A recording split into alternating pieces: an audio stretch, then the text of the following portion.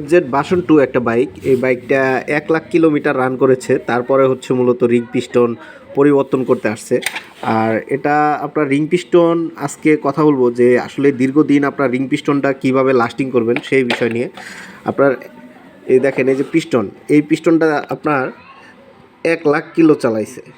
আপনার একটা হিসাব করা যায়, একটা পিস্টন অনেকের আমি দেখি যে আমরা যারা বাইকে কাজ করি টেকনিশিয়ান, অনেকেই দেখি আপনার 15,000 20,000 কিলোতেও আপনার একটা পিস্টন পরিবর্তন করেছি, আমি করেছি আপনার 35,000-এও করেছি। তো এই রিং পিস্টনটা টিকার কারণ হচ্ছে এই বাই হচ্ছে আপনার ব্রেকিং যে নতুন অবস্থায় নিয়ে ওই যে বলে যে ব্রেকিংয়ে আপনি হচ্ছে যে 1,000 কিলোমিটার রান করবেন, এটা কিন্তু শোরুম থেকে বলে দেয়।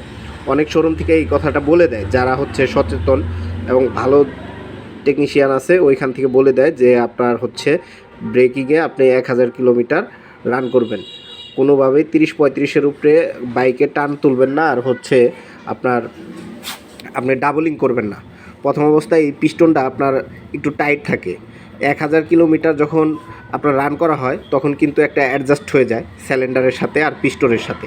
তখন দেখা যায় পিস্টনটা একদম পারফেক্ট হয়ে যায়। তখন যদি আপনি জোরে টান মারেন বা আপনি ডাবলিংও করেন, তারপরে কিন্তু আর কিছু হবে না। ব্রেকিং সিস্টেম তারপর এই আপনার এইটা যদি পিরিয়ডটা মেনে চলেন।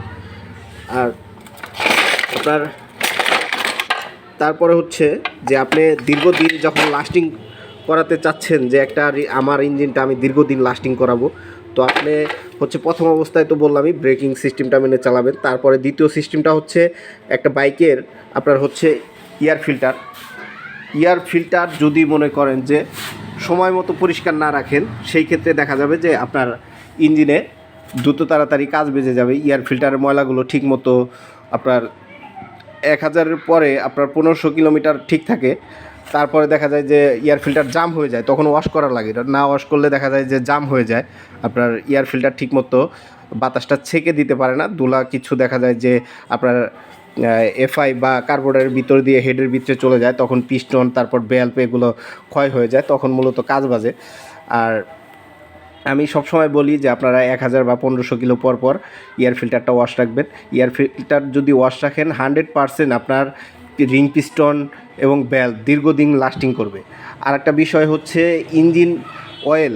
আপনার ইঞ্জিন অয়েল যদি আপনি সময় মতো পরিবর্তন করেন, তাহলে কিন্তু আপনার ইঞ্জিন 100% ভালো থাকবে, কখনোই নষ্ট হবে না।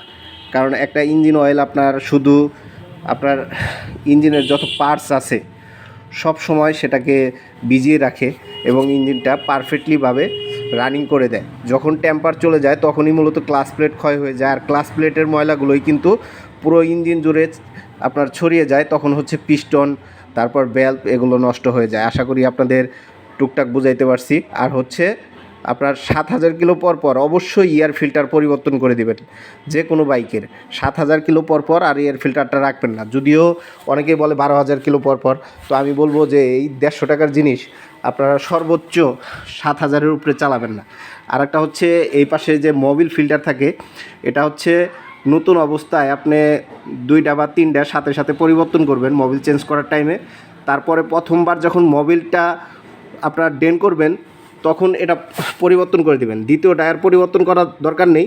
তৃতীয়বার যখন মোবিল ড্রেন করবেন অবশ্যই ফিল্টারটা পরিবর্তন করে দিবেন, তাহলেই দেখবেন আপনার ইঞ্জিন দীর্ঘদিন লাস্টিং করছে এই নিয়মে চালাইলে। তো আশা করি আপনাদের বোঝাইতে পারছি ইঞ্জিন কিভাবে আপনার সুরক্ষিত থাকবে, দীর্ঘদিন ইঞ্জিনটাকে টিকসই করতে পারবেন। তো আমার ভিডিওটি যদি ভালো লাগে একটু শেয়ার করে দিন। সবাই ভালো থাকেন, সুস্থ থাকেন, আল্লাহ হাফেজ।